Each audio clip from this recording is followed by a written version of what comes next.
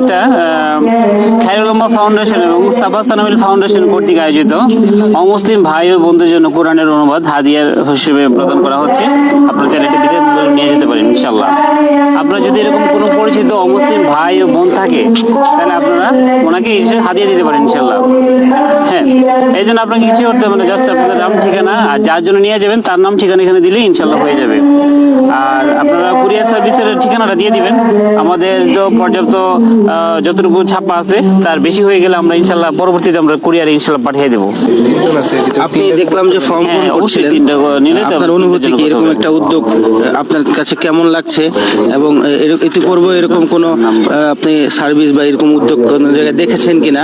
আর আপনি যার জন্য এই কোরআনের অনুবাদটি নিচ্ছেন ওনার প্রতি আপনার আবেদন কেমন থাকবে? এবং আপনি যে এখানে অনুভূতি, মূলত সার্বিক অনুভূতি আপনি একটু আমাকে বলবেন। আলহামদুলিল্লাহ, আমি এই ইজতেমায় মাইকে ঘোষণা শুনে আসলাম। এসে দেখলাম যে খায়রুল উম্মাহ এবং সাবা সানাবিল ফাউন্ডেশন তো আগে থেকেই কাজ করে যাচ্ছে।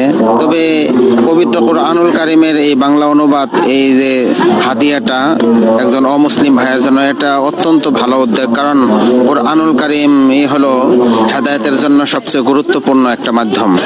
তাই এরকম উদ্যোগ আসলে অন্য জায়গায় এরকম ভাবে দেখি নাই। এই যে খায়রুল উম্মাহ এবং সাবা সানাবিল ফাউন্ডেশন উদ্যোগে যে এই উদ্যোগটা, এটা অত্যন্ত ভালো।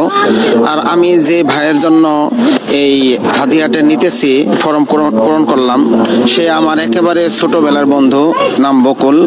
সে এখন একটা স্বর্ণকার হিসেবে স্বর্ণের কাজ করে। তার সাথে আমার খুব ভালো ঘনিষ্ঠতা। তাকে তেমন ভাবে দাওয়াত দেওয়া হয় নাই, চাইতেছে দাওয়াত দিব। তবে আলহামদুলিল্লাহ এই হাদিয়া দিয়ে আমি তাকে দাওয়াত দিতে পারবো আশা করি, এবং এই দাওয়াতটা ইনশাআল্লাহ সে কবুল করবে, এই ব্যাপারে আমি খুবই আশাবাদী। এবং সে আমার এই হাদিয়া পেয়ে আশা করি খুশি হবে ইনশাআল্লাহ।